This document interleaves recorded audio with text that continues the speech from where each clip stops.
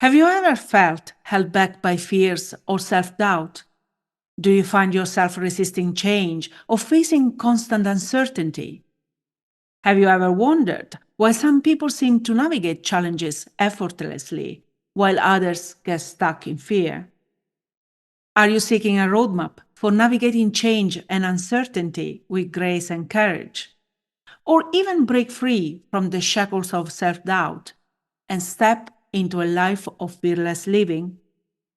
Join me after the intro for a conversation with a very special friend with whom we will answer this and many more questions. So grab a cup of coffee, settle in, and let's start. Hi, I'm Rosanna D, and this is Forgive and Thrive, a podcast where we explore what thriving in life means and how we can achieve it, irrespective of our past, current condition, and expectations that those around us or society in general may have. Let's go. Welcome to the Forgive and Thrive show. Have you ever found yourself standing at the edge of a metaphorical cliff, peering into the unknown, but hesitating to take that leap of faith? It sounds familiar, right? We all been there, tangled in the web of our fears, unsure if the path ahead is worth the risk or not. In the grand tapestry of life, fear often threads its way into our stories, holding us back from reaching our true potential. But what if I told you that within the very fabric of fear lies the key to unlocking your personal growth and transformation? Today, we dive deep into the heart of the matter, peel back the layers of apprehension, shatter those doubts, ignite your inner fire, and set you on the path to becoming the most fearless version of yourself. And we dive into this fascinating topic in a conversation with today's guest, Susan Lazar Hart. Susan is a transformational mindset coach, author, mentor, and a motivational speaker who has helped thousands of people around the world find harmony in the inevitability of change. Her expertise in smoothly navigating change draws from her own struggle with heavy metal poisoning, which damped her vibrant life and sparked her studies of homeopathy, body awareness, and quantum physics. Combining these and other modalities, Susan established the Congruent Life Method as a guide to recognize limiting beliefs, build a powerful mindset, and confidently call in abundance. Her newest book, Breaking Free, Your Unique Path to Fearless Living, empowers her readers to create lives they genuinely love. Hi, Susan. Welcome to the Forgive and Try show. Thank you so much for being with us today. Hi, Rosanna. Thank you so much for inviting me. I'm thrilled to be here. I'm loving this conversation already, so let's go. Me too. Who doesn't have fears, right? So I think it's something that stops a lot of people around. I feel around and here and there is a fear of this, fear of that. So I think it's always a good timely conversation, let's put it this way. But before we go into the main topic, I really would like to start with you and learn a little bit about you yourself and how did you come up into coaching. I just mentioned really a few little things about your bio, but I would love to know about you. Well, thanks for asking. We come into this world as creatives, right? And in my life and living, I was put on the sidewalk with chalk and they said, "Oh, you're an artist." So I've got my role. I know who I'm going to be. I developed my whole artistry as I traveled around the world as a, hitchhiking hippie and then a mom with kids. And it's always creativity, creativity, creativity. And to the point where I got my master's in painting and I was showing in studios and galleries. I had my own studio and architectural magazines. And all of a sudden, boom, I created Heavy Metal Poison. So this role that I bought into, that I was like, yes, this is who I am. I'm a creative. I'm an artist. I'm a painter. I got it. I got it down, right? All of a sudden in my studio, I was working on these 15-foot encaustic paintings with blow torches and Dumar varnishes and all kinds of toxic materials. In those days, they didn't have the stuff they do now. And we also didn't have the awareness to open the window to have a fan in your studio. Short story, I created Heavy Metal Poisoning. And all of a sudden, this dream life that I had created came to a halt. Lost my eyebrows, my eyelashes, my hair. Everything came to a halt. And while I was recuperating, I started investigating alternative ways of being in the body, in the mind, in the soul, the connection of how I wasn't actually raised to listen to my body. As I felt my brain's getting sucked out by too much varnish, I was like, oh, yeah, I'm a painter. Uh, and now I had to ask myself, wow, if I'm not a painter, if I'm not a printmaker, who am I? And I had to really take an aerial look at my life and look at the agreements that I had made with myself in order to create this persona as the artist. And in letting that go, I started really investigating alternative ways of being. I looked into things like lectures and workshops and mentorship with people like Dr. Joe Dispenza, with Eckhart Tolle, with a whole new way of being in investigating alternative universes. Things I'd always been aware of, but that just had been at the periphery of my work was now my work. And I realized the work had to be done on me first. It wasn't about the role that I was taking. It was about, who am I? Who did I come here to be? We all have sacred contracts that we make before we choose this body, before we come into this lifetime. And am I honoring the agreement that I made with myself as that little child who was just curious with chalk on the sidewalk, right? I was also watching the ants. I was also feeling the breeze. We forget all of the things that contribute to us as beings when we focus on, this is my role, this is who I'm supposed to be. And so for me, this was a huge, expansive way of being in the world. And I started really looking into different ways. And the more that I looked into the different ways, the more I realized it actually resonated with what I valued most: curiosity, discovery, whether it was with paint or with the mind, adventure, getting out in nature, whether it was painting en plein air or going for a hike or a walk. Everything actually was a foundation that I had created for nurturing who I came here to be. And the more I realized that, the more I started to create a different way of being in my life and passing that on to others. And then I got into coaching. I got certified as a professional coach and counselor. And I'm like, oh, that's kind of cool. And I started investigating energetic body healing. Oh, yeah. And then quantum physics, with the idea that what you put your attention on grows. And so I actually coach from a huge buffet of tools, which is always ever growing. That journey never ends. Here I am, 71, and I've just enrolled in a course on working with trauma with my clients. Because it's like, oh, yeah, that would add to my buffet of choice. Because that's what our life is. It's a buffet of choice. It's not about saying, this is who I am, and this is who I said I was going to be. And this is, life has its way of saying, I don't think so.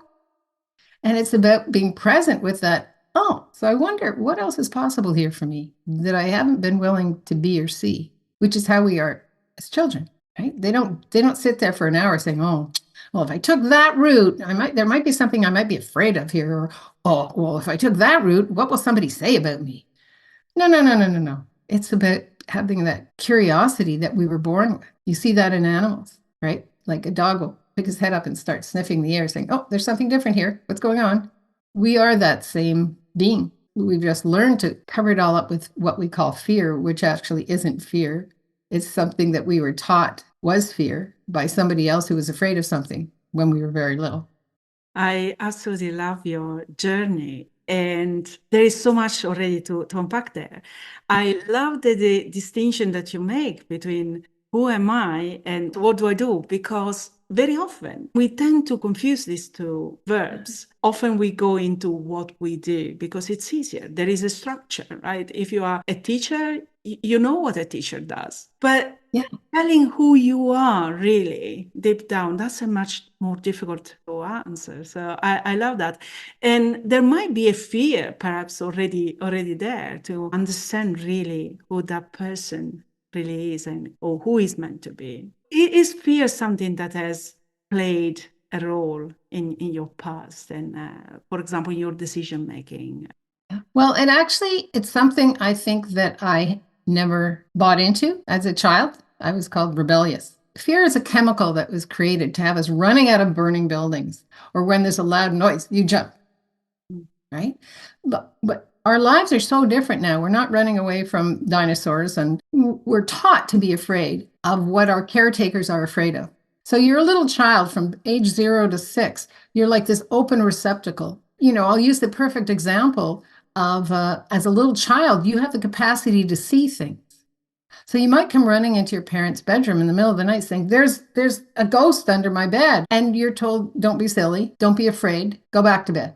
So you equate seeing something as a wrongness. So you actually, as a child, because you don't have that prejudice, you don't have a judgment.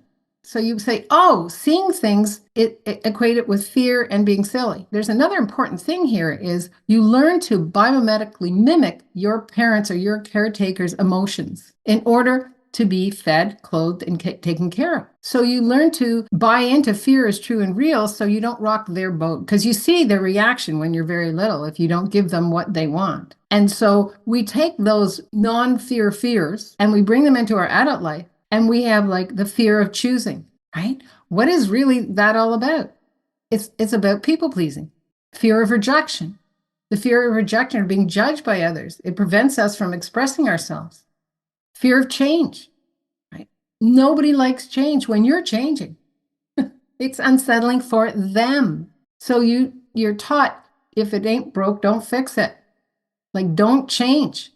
Stay the way you are. So I know who you are. Fear of uncertainty. People want to be sure of something. Well, there's nothing that's sure in life. So instead of being taught as a very little being, what do you think that is?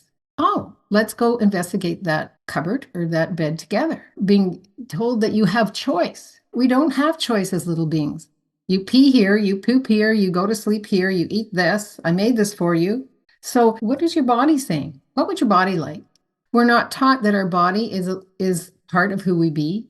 And so are our thoughts, and so are our visions, and so are our hopes, and so are our dreams. So we tend to think, oh, I have to choose this and stick to it. One of the things that I have is I've created is the Congruent Living Academy.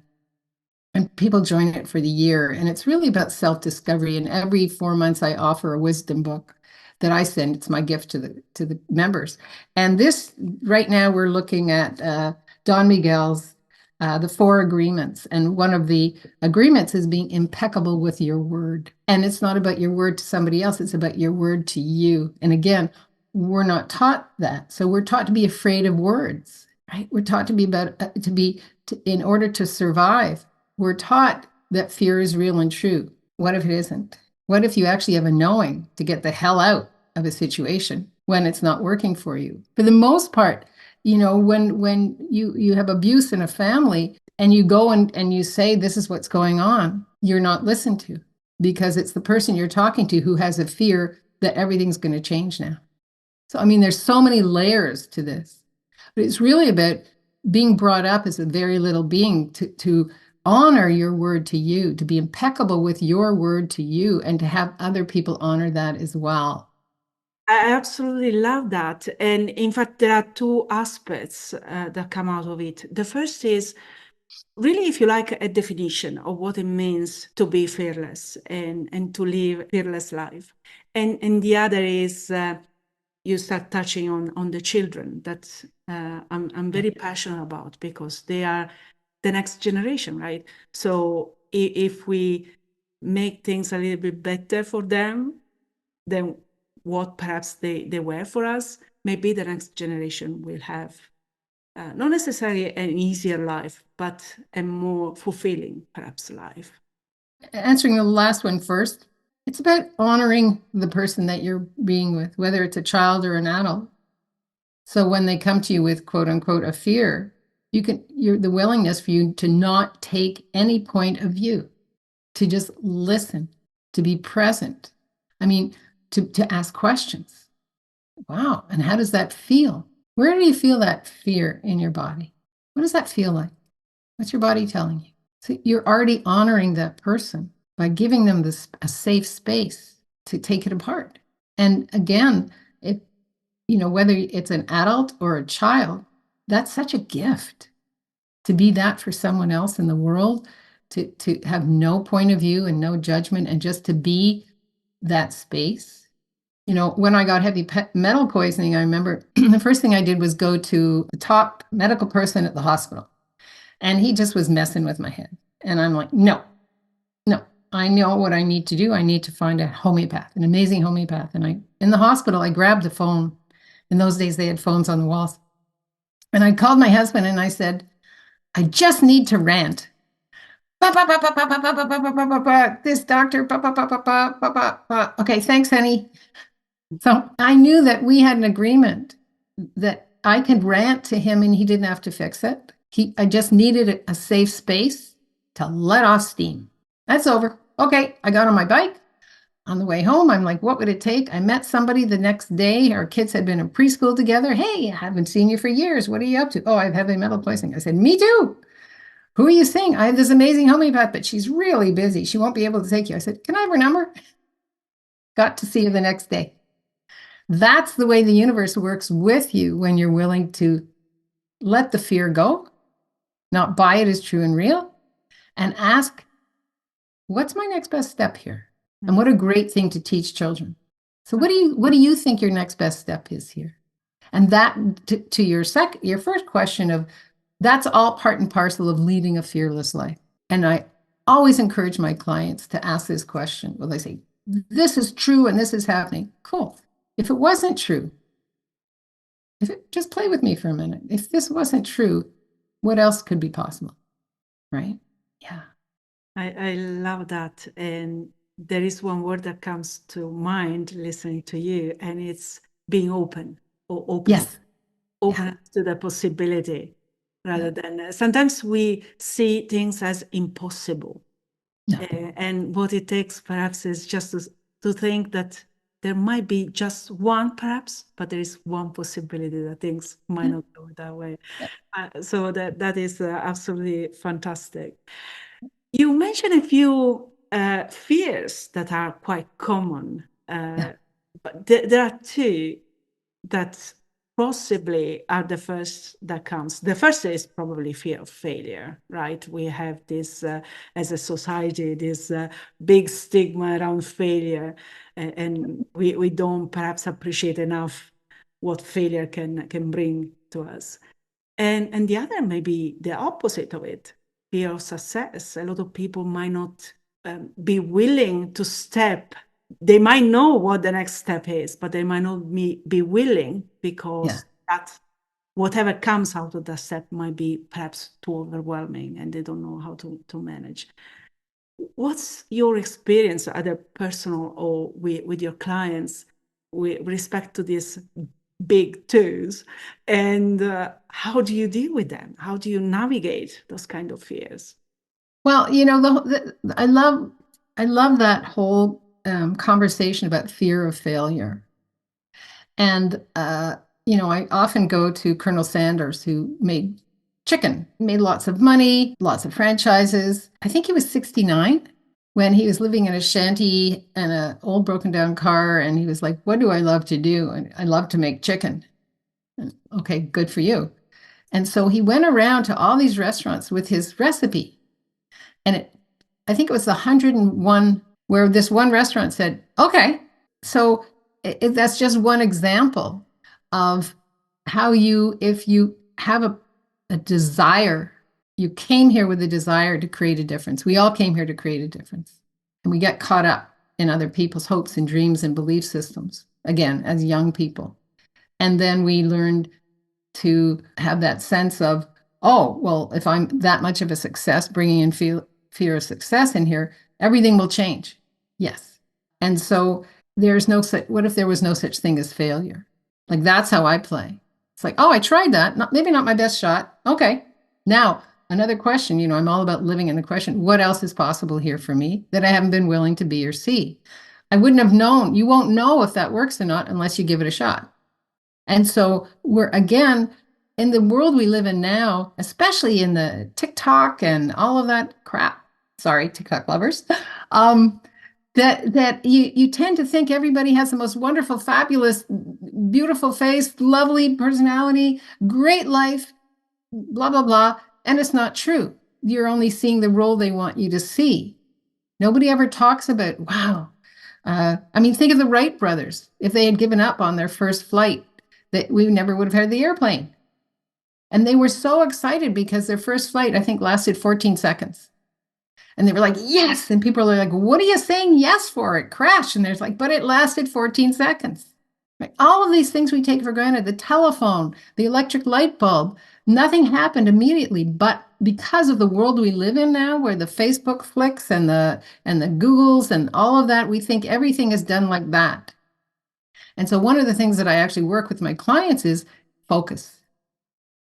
What's your next best step? And let's appreciate that with gratitude. Like, I am so grateful for whatever it is that I've created over these 71 years that got me here talking with you. If I hadn't created the book, Breaking Free, then I might not have decided to go into podcasts to talk about breaking free, to talk about the congruent living method, to spread the word. How do you live your life fearlessly and in the question? What does that even mean to live in the question of your life? So the fear of success is, what will people say? You got to get to the root of it, right? What will people say? Am I willing to have that much money, that many people's eyes on me? You know, maybe success for you is to just walk away from everything and just be present with yourself for a year. Everything is a success, and it just by living and breathing and you know, putting things together one step in front of the other. That's success. You know, I always say, if you reach one person, that's a success, because you don't know the difference you're making by just reaching out to that one person. And the ripple that will cause and create, everything creates a ripple. Absolutely. So you know, what agreement have you made with yourself about success? Would be a great question. I hope people are listening to this with a journal. Write down some of these questions. Yeah. And writing answers. No, I totally agree. And I always say, you know, feedback is perhaps a better word for failure. And for success is, again, what are you called, you know, to do in this world? And sometimes we perhaps buy too much into what other people think of success or what they make of success. And as you said, that might not mean anything to us. So I totally agree, and I love what you're saying, and thank you for stressing that out, because I think we have that societal pressure of thinking a certain way, right? Again, it goes back to when you're a child and you're criticized for what you said. Do you realize what you said hurt my feelings? Or I can't believe you said that. So you start to pull back instead of, none of those are constructive, berating you as a person.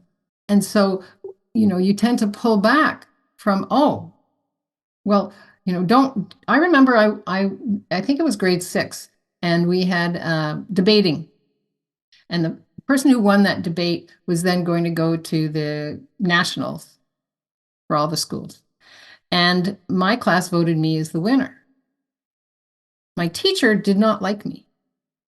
And she said, I understand you voted Susan as the winner, but Mary Jane won last year, and I think she should get a second chance to go again. So Mary Jane was sent. Now, my point of view about all that is that, wow, she's a real jerk, right?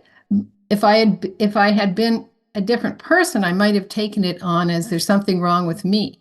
I was raised to believe in yourself. You know what's true for you. For the most part, we're not raised like that. So you've got these caretakers, these teachers, whoever it is, that slowly, you know, slice all of that courage and confidence out of you, because and you agree to it because you're made to survive, but you really came here to thrive. So when you buy that fear of success and the fear of change, you're in survival mode. You're not in thrival mode. And my target with the congruent method and as a coach and speaker is to get people into the thrival mode. So you're living a life you love.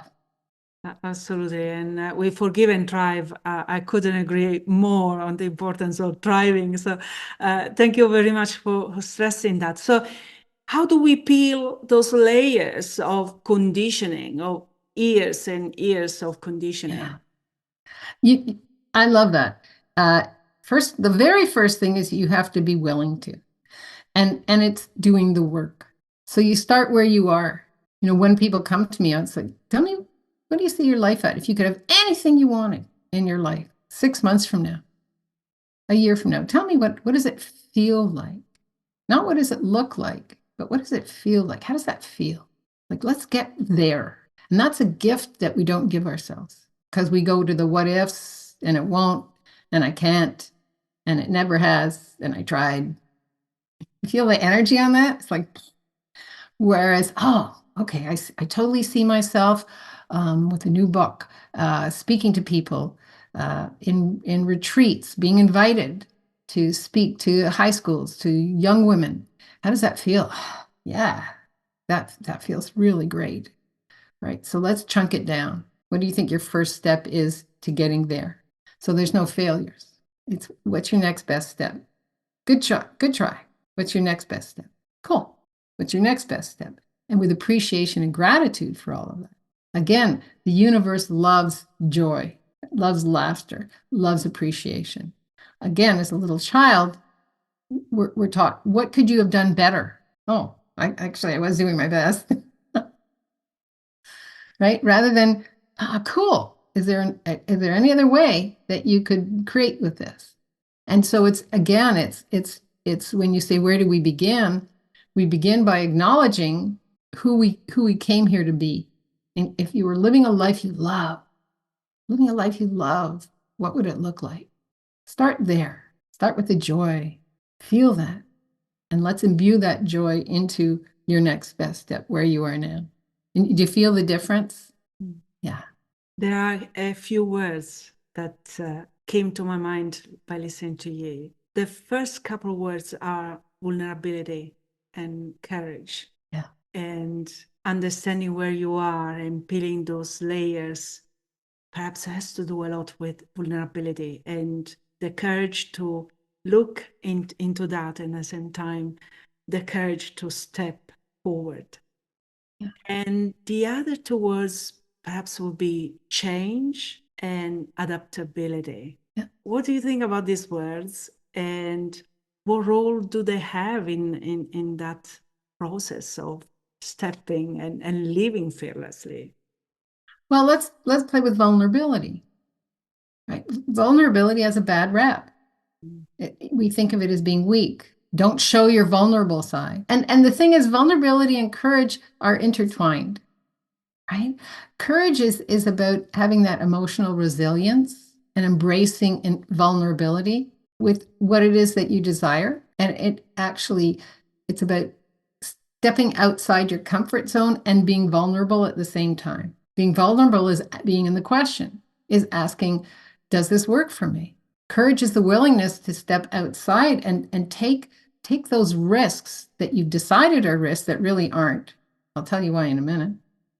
And involves facing those fears, moving through them by being vulnerable. When you're vulnerable, you don't have a wall up. When you're vulnerable, you're open. People say, well, I need my barriers, or I need my, not really. If you're willing to live in awareness, you know what's good and not good for you. You know how to treat people and how you want to be treated. So whether it's fear of failure or rejection or uncertainty, and the resilience of the intertwining of vulnerability and courage enables you to pursue your targets and your dreams and bounce back from setbacks. It's really together, it's about empowering you. It's a beautiful combination that propels us forward on our journeys towards personal growth and transformation and creates us as fearless individuals. And by embracing vulnerability, it summons the courage to face those challenges head on. So you start to unlock who you truly be and live authentically. It's a wonderful thing being vulnerable. And again, when you see somebody who's vulnerable, you read who they are. They're willing to be vulnerable in a situation. Giving somebody a hug. The thing about vulnerability is it's about receiving and gifting. How many of us were told, especially women, you're too sensitive. What that really means is, man, you're really aware. Wow, you have are you an empath? You have a capacity to pick up everybody's thoughts, feelings, and emotions. You're aware. Now, are you willing to be vulnerable with that awareness? Being vulnerable means not having to fight back. It's having the courage sometimes to be quiet and be totally in loving allowance of what somebody else is going through without having to fix it or come to the rescue. That's absolutely beautiful. And again, you made me think about intuition. When you talk about awareness, there is a lot of, sometimes we feel how things should really proceed and work out in our life. And that has to do a lot with intuition, but then our rational part of the brain, perhaps the decision making, affects whether or not we jump and we take those calculated risks. How do we balance rationality and intuition and grow? Yeah. Again, a great question to ask is this mine or somebody else's? Are these my thoughts or somebody else's? Again, we're raised by caretakers. How many of us were entrained at a very young age to mimic the thoughts, feelings, emotions, and reactions, fears, blame, shame, regrets of our parents, our teachers, our grandparents, perhaps our older siblings? And we think, oh, that's how I fit in. That's what this family, oh, I get it. That's what this family, religion, community does. Okay, I can do that. I can fit in. And the thing is, the struggle is you didn't come here to fit in. Emile Zola, the French philosopher, said, I came here to shout out loud. So it's not packing yourself up in a box and putting yourself away. It's about saying, okay, what would I like to create today? And then honoring that commitment to you. Are you willing to honor that every day? What agreement have I made with today? And that's the resilience. Knowing every day is a fresh day. I'm so grateful for today. What agreement have I made with today? So let's say you wake up and you feel like there's an elephant sitting on your head and you just want to stay in bed and whatever. If that works, if that's an agreement you made with yourself to honor that, and then ask yourself, okay, if I choose this, how will I feel by the end of the day? Oh, not so good. Okay, what could I do to change and shift this? Well, meditate. I could journal. I could move my body. I could go outside and be in nature. One of the things I urge my clients to do is build up a resiliency pack for yourself. Write them down. How do you start your day is how your day begins. So when you have that funky feeling, tap in, have the courage and the vulnerability to say, wow, this actually isn't working for me. What could I do to change this? Well, one of the things I know for myself is get up and get out. Go for a walk. Because we know when you walk, the chemicals change. When you move, the chemicals change. When you change your environment, your chemicals change. We are all connected, body, mind, and soul. Tap into your voice, your inner voice that's always there. What agreement have I made with today? And then at the end of the day, what are 3 things I'm grateful for? And just be gut honest with yourself.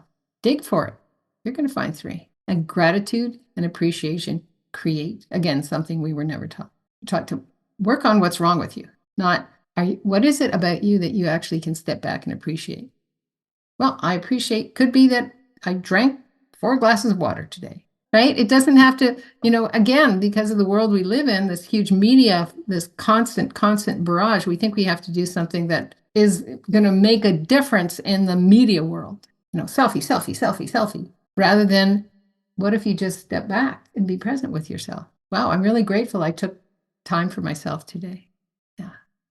It goes back to this idea of redefining what success is for you and what a successful life looks like. I absolutely love that.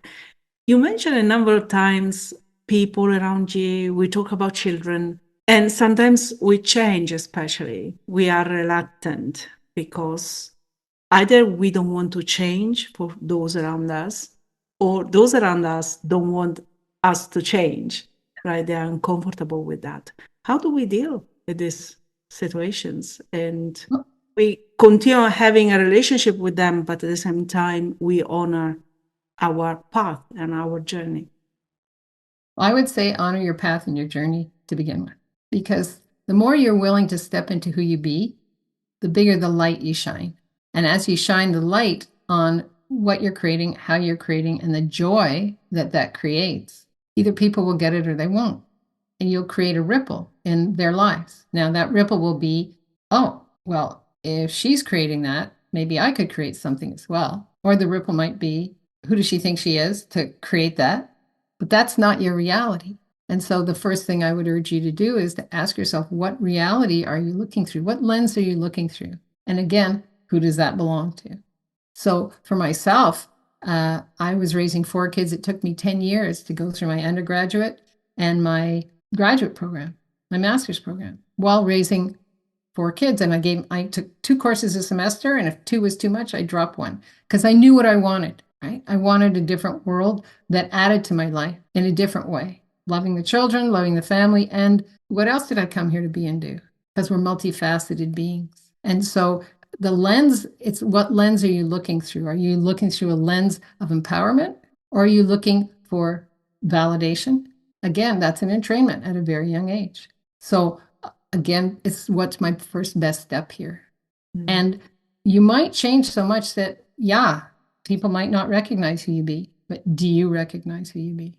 You might change so much that you might lose a whole bunch of friends. Oh, well. We're the only creature. Did you know this? We're the only creature on the planet that has decided we can't change or we shouldn't change. I mean, even with the environment shifting and changing, you have white polar bears with black bears mating because they see the future. We're the only species on the planet that has decided we want things the way we want them, and we're not going to change. And it's like, what? Say what? We're made out of molecules that our smallest molecule has a brain in it. It shifts and changes all the time. What do they say? We change our whole body every 7 years, right? I was watching, we were talking about whales before we came on here, and I was watching whales in Mexico just now, and I learned that they shed their skin 17 times a day. So when you see them breach, sometimes it's part of that is to get some of that skin off. We came here to make a difference, right? And so the question is, am I making the difference that brings me joy? And sometimes I would argue that perhaps it is only fair that some people live our life. We get so attached to people and situations, right? And sometimes it's just normal, is what it is. In the same way they come into our life, at some point they will leave and make their exit, and it's part of life. But letting go is very, very hard.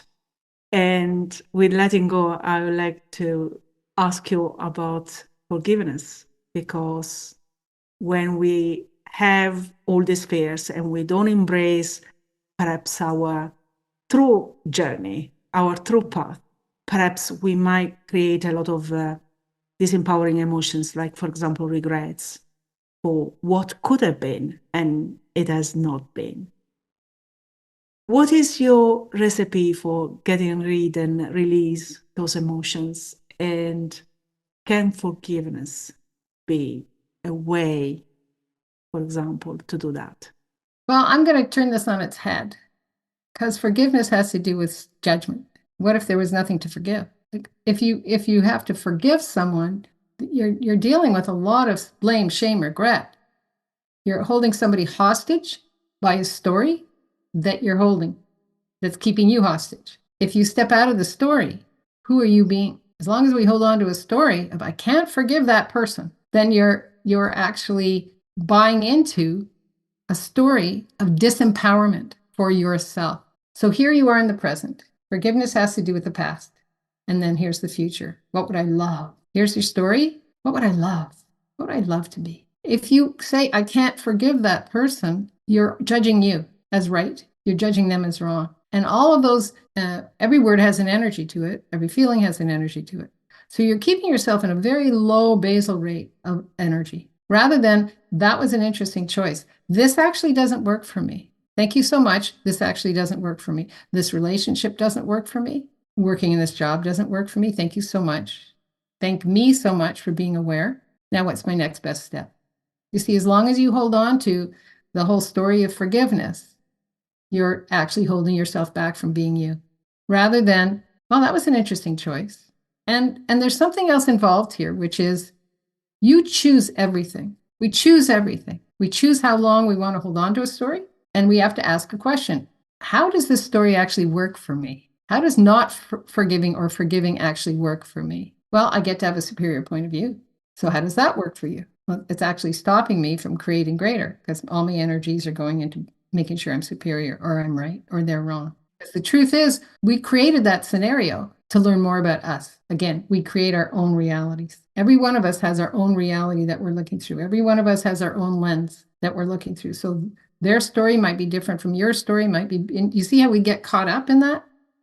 A similar point of view, because for me, it's really acknowledging that my past is not serving me, and it's time to move forward. And it's really until I acknowledge that, I acknowledge that whatever it was isn't working, and I need to change, and I need to give myself the permission to move forward. Then that doesn't really happen. It's more that conscious, if you like, realization that something has to change. But I love the way you said that. That's brilliant. It doesn't serve me. How is this serving me? And which is a great question to ask. Yeah. I love that, Rosanna. Yeah. I love your answer. I love your point of view as well. Is there anything else in terms of steps? Asking question, I gather, is a crucial step, understanding where you are.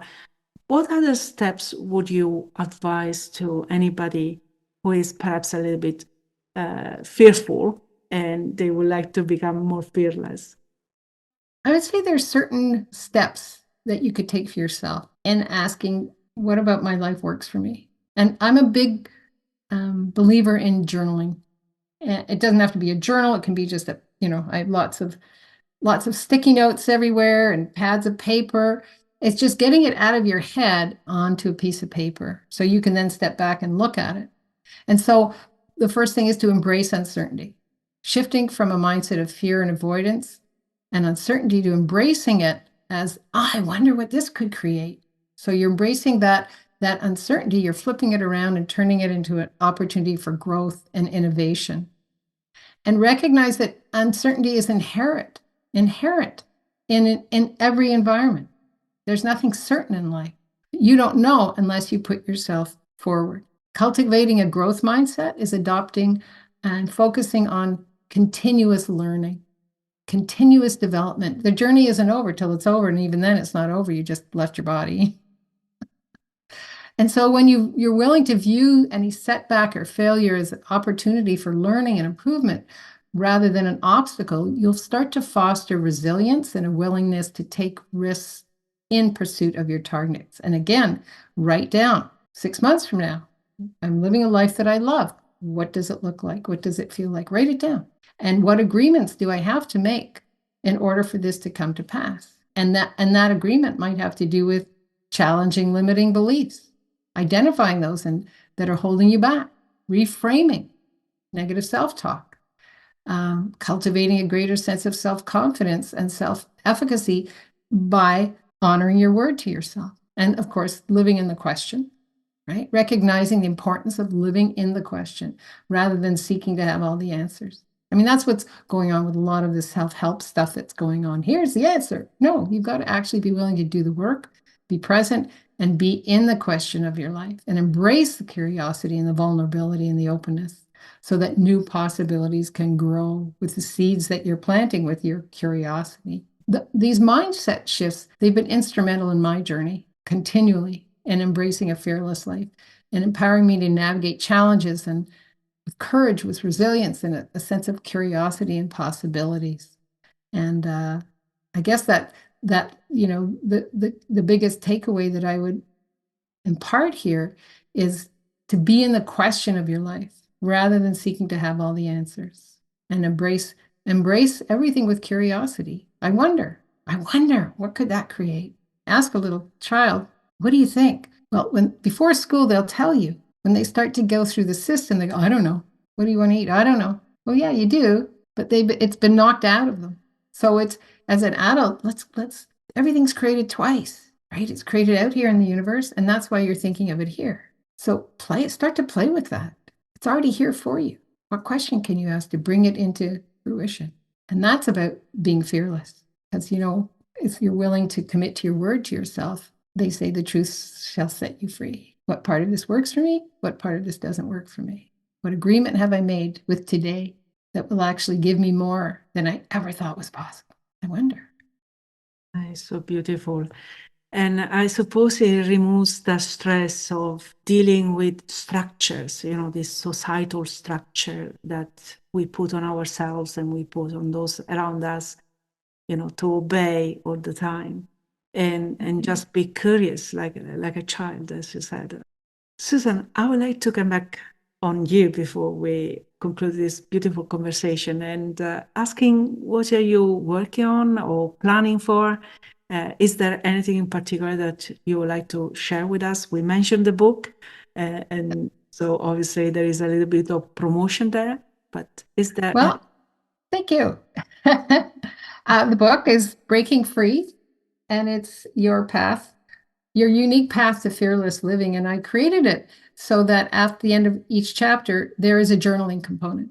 So it's, somebody once said, oh, it's like going to class with Susan. Each chapter has its own journaling, it's about you investigating you. We've talked all this or shared all this time about really being in the question. And so what is it that you're asking to create? One of the things that it's not on the books yet, it'll be coming out in June, is we're going to have a Breaking Free book club. And it's going to be a small cohort because, you can tell I like to get personal and probably just limiting it to 10 or 15 people. And we'll be having a class and journaling and all kinds of experiential stuff going on. And a lot of just creating a community of where we're going to share what isn't working, what is working, and celebrate, where we're going. So that'll be in June. It's not up yet. You can go to my website, susanlazarhart.com. I've got something that I actually have so much fun creating, and I'm encouraged by the response. It's a self-check assessment. Like, where are you in your life? It's just for you. There's nothing there, it's just for you. It's something that I created. If you go to susanselfcheck.com, or you can find it at susanlazarhart.com on my website. And I urge your readers to go and check it out. See how you are in your life. Are you meeting your needs? Are you listening to yourself? I'm interested to see what the response is from your listeners. And yeah, I go live once a month on Ask Susan on our Congruent Living Facebook. And it's just about creating greater, right? More space, more awareness, and really being who you came here to be. Yeah. beautiful. And as always, we will put all these links in the description of today's episode so people can find you on the other side. Absolutely beautiful. So, if there was one take-home message that you would love everybody to remember from this conversation, what that would be? That's a great question. It might be, what agreement have I made with today? Again, how you start your day is how your day begins. And the willingness to say, okay, what agreement have I made with today? Is today going to be a day in which I'm going to, is it today about self-care? Is today the day in which I actually make those phone calls? Is today the day that I follow up? Like at the start of your day, some people do it the night before they go to bed. What agreement have I made with today? And then follow up on it. And at the end of the day, give yourself a little bit of a self-check and ask, what are 3 things that I'm grateful for? Because gratitude creates. Yeah. Absolutely beautiful. Well, as we come to the end of our journey today, I hope you feel inspired, empowered, and ready to rewrite your story as I am. The path to fearless living isn't a destination, as we just learned. It's a continuous adventure. And you have just taken some significant step forward. And whenever you feel hesitant in your journey, remember what Nelson Mandela said. I learned that courage was not the absence of fear, but the triumph over it. The brave man is not he who does not feel afraid, but he who conquers that fear. Susan, thank you very much for accepting our invitation and for sharing so much about yourself and what you do and your mission with us. I enjoyed truly this conversation. Thank you. Thank you. Thank you, Rosanna, for having me here. I love what you do. It's wonderful. Keep on keeping on. Yeah. Thank you very much. You're welcome. We would like to know what you think about this topic. Share your thoughts with us. We would love to hear your stories, insights, and the steps that you are taking towards a more fearless life. But if you need extra inspiration, check out Susan's website, her book, and her work, and follow her on social media. You will find all the links in the description of today's episode. Join me next time when we will continue exploring inspiring and challenging situations, because remember, we are together in this journey. Thanks for watching. If you enjoy this content, subscribe to our channel and don't forget to hit the notification bell and like this video. See you in the next one.